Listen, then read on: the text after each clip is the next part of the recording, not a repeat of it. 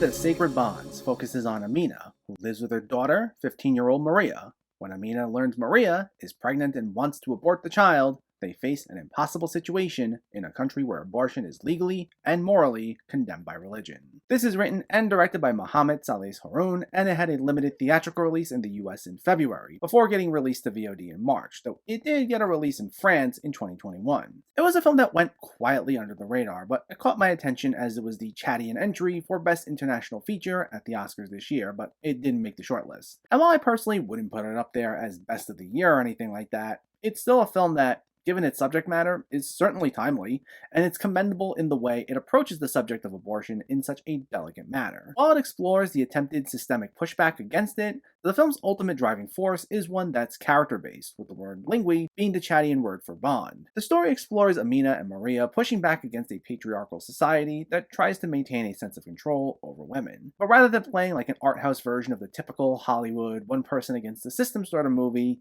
a lot of the film is driven by Amina and Maria's relationship. And despite it being made clear they don't always have the smoothest of bonds, especially as Amina has always tried conforming to societal pressures while Maria is considerably more open about her scorn for the unfair rules put in place, the love they share for one another always perseveres. And it allows for some comforting, uplifting moments, even as they make their way through this brutal and sometimes depressing uphill battle. But it's never done in a particularly corny way, as the film goes for subtlety rather than any sort of grandiose spectacle. Now, while this subtlety won't be for everyone, as it does have a very quiet and restrained feel to it that doesn't always make for some of the most emotional moments, the approach still mostly worked. It shows that life and its dramatic peaks aren't presented in the way you typically see in typical Hollywood movies, where everything's resolved in a grand speech or that every relationship is either 100% smooth or disastrous. It doesn't exactly make for any sort of escapist fare, if that's what you're looking for in your movies, but it does a great job at presenting the nuances in our relationships and how strong said relationships can be, even when things aren't going so great. And it's all done through some great acting and some truly stunning camera work by Haroun that helped immerse you in this world. And it makes Lingui the Sacred Bonds a solid enough watch.